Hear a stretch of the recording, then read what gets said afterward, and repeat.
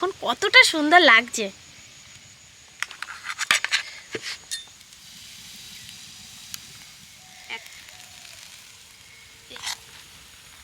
এবার তাওয়াটা ধরে একটু ঘুরিয়ে গোল করে নেব। থেকে জাস্ট কতটা সুন্দর হয়েছে, ভিতরে নারকেলের পুরে ভরা। বন্ধুরা, কাকলি রান্নাঘর উইথ ভিলেজ ফুডের সবাইকে স্বাগত জানিয়ে আজকে আমি আপনাদের সাথে শেয়ার করব কোনো রকম কেমিক্যাল রং ছাড়াই কালারফুল পাটিসাপটা। শীত তো পড়েই গেছে, আর এই শীতের সময় কিন্তু অন্যান্য পিঠের মতো বাড়িতে যদি একবার পাটিসাপটা না বানানো হয় তাহলে কিন্তু ঠিকঠাক জমে না।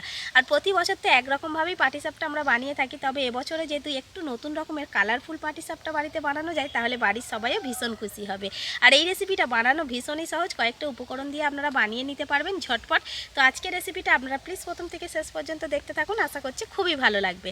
আর যে সকল বন্ধুরা এখনও পর্যন্ত নতুন তারা যদি ইউটিউব থেকে দেখেন তাহলে চ্যানেলটিকে সাবস্ক্রাইব এবং ফেসবুক পেজ থেকে দেখলে পেজটাকে ফলো করে আমার পাশে থাকবেন। তাহলে এখন রান্নাঘরে চলে যাবো আর আজকের রেসিপিটা শুরু করে ফেলবো। পাটিসাপটা পিঠার জন্য প্রথমেই আমি একটা ব্যাটার তৈরি করে নেব, আর এই ব্যাটারটা একদম ঘরোয়া কয়েকটা উপকরণ দিয়ে বানাবো, আপনারা দেখতে থাকুন। প্রথমেই আমি নিয়ে নেব ময়দা। আর একটা কথা যেটা বলবো, যা যা উপকরণ নেবেন সমস্ত কিন্তু একটা বাটি বা একটা কাপ মেপে নিয়ে নেবেন। তো এই বাটির মাপ করে আমি সমস্ত উপকরণ নেব। তো প্রথমে আমি নিয়ে নেব 2 বাটি ময়দা। আমি একটু বেশি করে আজকের পাটিসাপটা বানাবো, সেজন্য আমি 2 বাটি ময়দা নিচ্ছি। আপনারা চাইলে কিন্তু এই ময়দার পরিমাণ কমিয়ে নিতে পারেন। 2 বাটি ময়দা দিয়ে দেব। এবার এর মধ্যে দেব আমি 1 বাটি সুজি, এটাও আমি মেপে দেব।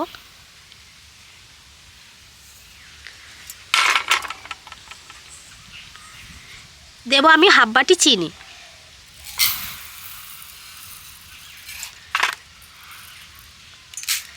চিনিটা একটু যদি বেশি মিষ্টি খেতে পছন্দ করেন একটু কম বেশি করে নিতে পারেন। তো এবার চিনি দিয়ে দিলাম 1/2 বাটি।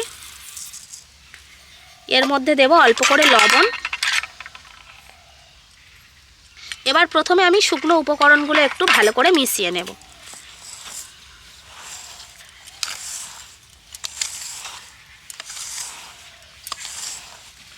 আগের বাটিটা একটু ছোট হচ্ছিল, সেজন্য কিন্তু বাটিটা পাল্টে নিয়েছি, একটু বড় নিয়েছি, কারণ জল পড়লে ব্যাটারটা অনেক বেশি হয়ে যাবে। তো যে বাটির মাপ করে আমি ময়দা নিয়েছিলাম সেই বাটিরই মাপ করে কিন্তু জল দেব। একেবারে প্রথমে বেশি জল দেব না, 1 বাটি করে এইভাবে মাপ করে দেব, তাহলে কিন্তু ব্যাটারটা একদম পারফেক্ট হবে। প্রথমে আমি 1 বাটি জল দিয়ে দিচ্ছি, একটু মিশিয়ে নেব। এখানে মোট আমার 3 বাটি জল লাগবে।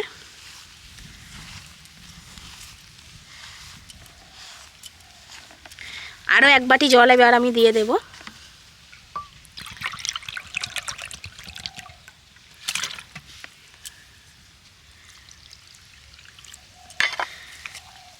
আর একবার ভালো করে আমি মিশিয়ে নেব, নিয়ে যতটা জল লাগবে ততটা দেব। জল কিন্তু কম বেশি লাগতেই পারে।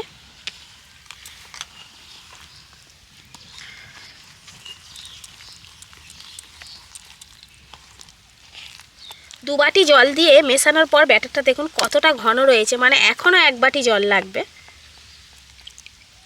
মোট আমার 3 বাটি জল লাগলো। এবার আমি সুন্দর করে মিশিয়ে নেব, আর এখানে জল দেব না। হাত দিয়ে মেশালেও হবে, হাত দিয়ে ভালো করে একটু মিশিয়ে নিই।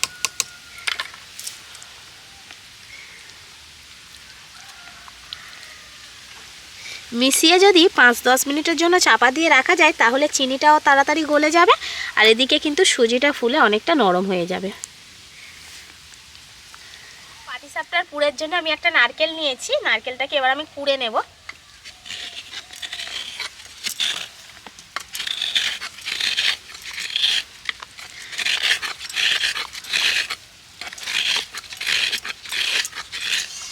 পুরটা তৈরি করে নিচ্ছি। তো প্রথমে আমি কড়াইতে নারকেল দিয়ে দিয়েছি, এবার ওর মধ্যে দিয়ে দেব গুড়। শীতের পিঠেতে এরকম নারকেল আর গুড় দিয়ে যদি পুরটা থাকে তাহলে কিন্তু পিঠেটা অনেক ভালো লাগবে খেতে। এইভাবে জাল দিয়ে নাড়তে নাড়তে কিন্তু গুড়টা গলে যাবে। পুরটা রেডি হয়ে গেছে, এবার পুরটা তুলে নেব।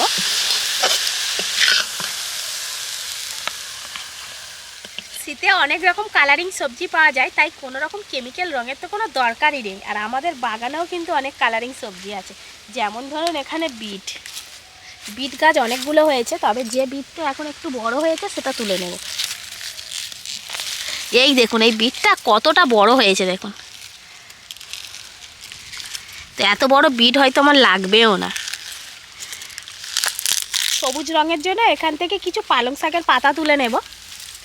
তো এই যে বাগানটা দেখছেন, এই জায়গাটুকু পালং শাক, মূলো শাক আর ধনে পাতা সব কিছু একসাথে ফেলা রয়েছে। এই দেখুন এগুলো ধনে পাতা। তো এখান থেকে কচি কচি দেখে শুধু পালং পাতাগুলোকে এইভাবে তুলে নেব। একদম কচি কচি দেখে নেব, বড় বড় নেব না।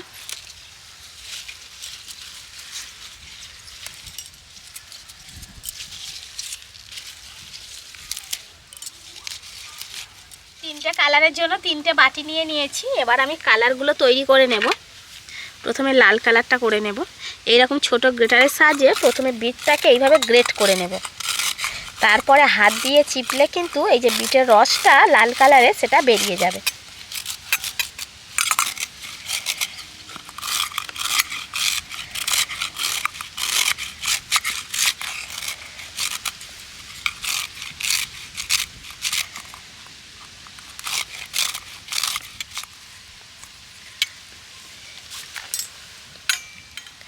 বিট দিয়ে কত সুন্দর একটা রং বেরিয়ে যাচ্ছে দেখুন, একদম প্রাকৃতিক কালার।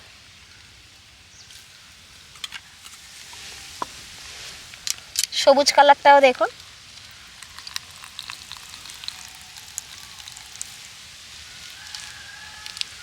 তিনটে রং আমার রেডি। এবার যে আমি ব্যাটারটা তৈরি করে রেখেছিলাম এখান থেকে অল্প অল্প করে ব্যাটার নিয়ে এবার কালারের মধ্যে দিয়ে দেব। এই যে চামচটা নিয়েছি, 2 চামচ করে ব্যাটার নিয়ে এক একটা কালারের মধ্যে দেব।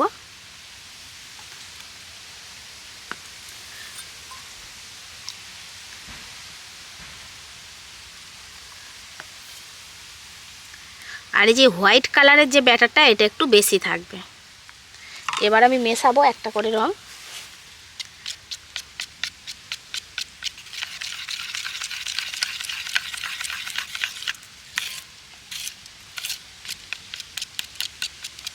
খুব ভালো করে মিশিয়ে নিতে হবে।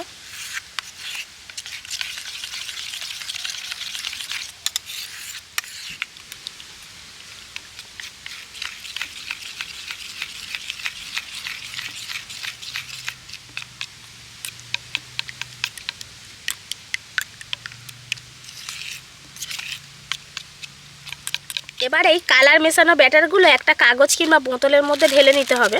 তো আমি এর মধ্যে ভরে নেব।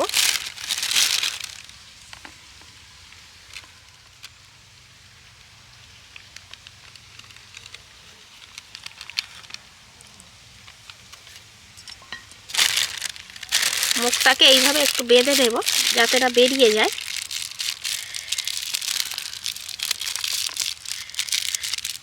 যদি বোতলে নেন, বোতলের মুখটার ঢাকনাটা একটুখানি ফুটো করে নেবেন।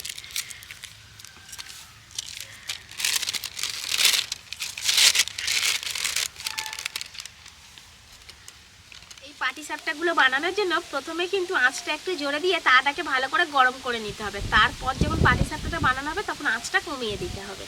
তো তা আমি গরম করে নিয়েছি উনান জেলে। এবার খুব অল্প একটু সাদা তেল ব্রাশে করে নিয়ে একটু তাওয়ার মধ্যে ব্রাশ করে দেব।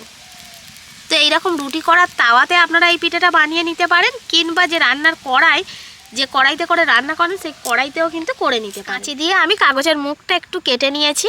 এবার এইভাবে ঘুরিয়ে ঘুরিয়ে একটা ডিজাইন করে নেব।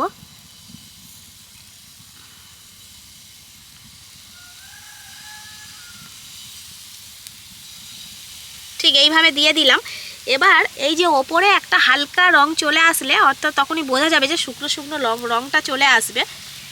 দেখুন একটুখানি থাকার পরে কিন্তু কালারটা চেঞ্জ হয়ে গেছে। এবার এর ওপরে আমি যে হোয়াইট কালারের ব্যাটারটা রেডি করে রেখেছি সেটা এইভাবে দিয়ে দেব। যতবার দেবেন একটু মিশিয়ে নিতে হবে। আর অল্প করে দেব। এবার তাওয়াটা ধরে একটু ঘুরিয়ে গোল করে নেব।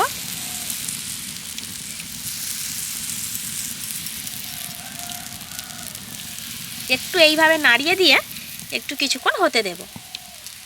যখনই দেখবেন পুরো পাটিসাপটার ওপরের কালারটা এরকম চেঞ্জ হয়ে যাবে, অর্থাৎ শুকনো শুকনো মনে হবে আর ধারগুলো ঠিক এইভাবে তাওয়া ছেড়ে যাবে, ঠিক তখনই বুঝতে হবে পাটিসাপটাটা হয়ে গেছে।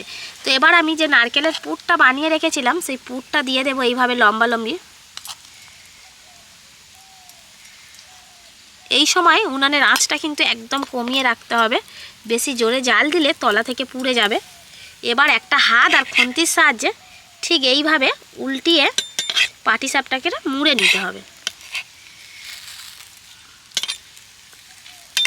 এই সময় কিন্তু তাওয়া আর পাটিসাপটা দুটোই গরম থাকবে, একটু সাবধানে হাত দিয়ে ধরে এইভাবে মুড়ে তুলে নিতে হবে। কত সুন্দর হয়েছে দেখুন আজকের কালারিং পাটিসাপটাটা। তো এইভাবে সবগুলো পাটিসাপটা এখন আমি তৈরি করে নেব। আবারও একটা পাটিসাপটা করে নেব। তো এবার গ্রিন কালারটা করব, তার জন্য গ্রিন কালারেরটা নিয়ে নিয়েছি। ঠিক এইভাবে ঘুরিয়ে ঘুরিয়ে আমি একটা ডিজাইন করে নেব। তো নিজেদের পছন্দ মতো ডিজাইনে আপনারা করে নিতে পারেন পাটিসাপটাটা, তবে আমি আমার নিজের পছন্দ মতো এই সহজ ডিজাইনটা করে নিচ্ছি।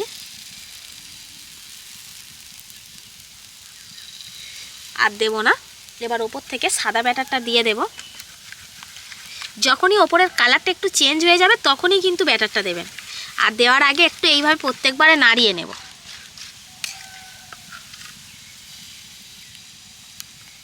এক চামচ দিয়ে আর অল্প দিচ্ছি, বেশি দেব না। এবার এইভাবে ঘুরিয়ে একটা বড় করে নেব।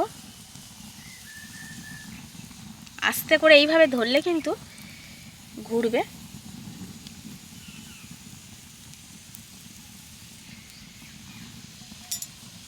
তো এবার কিছুক্ষণের জন্য হতে দেব। আবারও একটা পাটিসাপটা হয়ে গেছে। এইভাবে নারকেলের পুরটা দিয়ে দেব।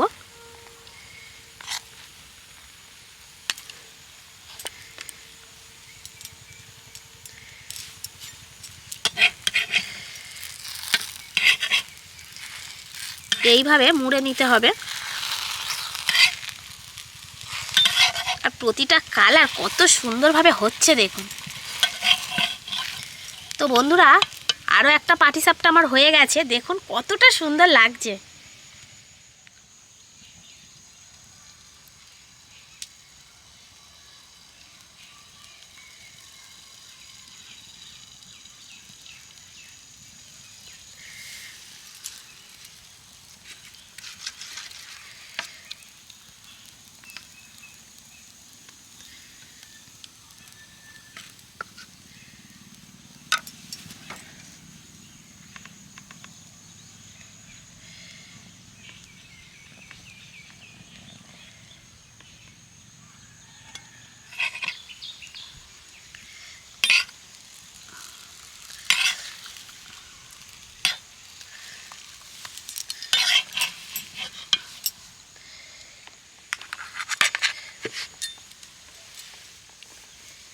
তিন রকম কালারের সবগুলো পাটিসাপটা আমার তৈরি হয়ে গেছে। দেখুন শুধু কত সুন্দর লাগছে দেখতে।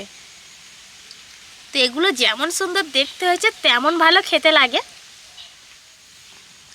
একটা পাটিসাপটা আমি দেখাচ্ছি দেখুন, ভিতর থেকে জাস্ট কতটা সুন্দর হয়েছে, ভিতরে নারকেলের পুরে ভরা। তো এরকম পাটিসাপটা একটা যদি শীতের সন্ধ্যাবেলাতে থাকে তাহলে বন্ধুরা আর কিছু খেতেই ভালো লাগবে না।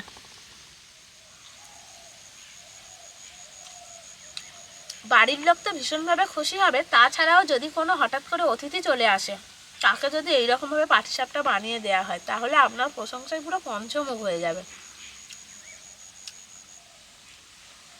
দারুণ লাগছে খেতে। শীত পড়া মানেই তো আমরা প্রত্যেকেই বাড়িতে কম বেশি পাটিসাপটা পিঠা বানিয়ে থাকি। তবে এবছরে এই রকম পদ্ধতিতে একটু অন্য রকমের পাটিসাপটা বাড়িতে বানিয়ে দেখুন। বানানো তো সহজ, আপনারা দেখতে পেলেনই। আর খেতেও কিন্তু খুবই ভালো লাগে এবং বাড়ির সবাই ভীষণ খুশি হবে। বিশেষ করে যদি বাড়ির বাচ্চারা থাকে তাহলে আর কোনো কথা হবে না, প্রতিদিন এই পিঠাটাই কিন্তু আপনাকে বানিয়ে দিতে বলবে। তো বন্ধুরা আমার আজকের এই কালারফুল পাটিসাপটা রেসিপিটা আপনাদের কেমন লাগলো সেটা কিন্তু অবশ্যই কমেন্ট করে জানাবেন। আর ভালো লাগলে লাইক, কমেন্ট, শেয়ার, সাবস্ক্রাইব এবং ফলো করে আমার পাশে থাকবেন। আর আমার নিত্য নতুন রেসিপিগুলো এইভাবেই দেখতে থাকবেন। তাহলে আজকের মতো এখানেই শেষ করছি। সবাই ভালো থাকবেন, সুস্থ থাকবেন। দেখা হবে পরের রেসিপিতে।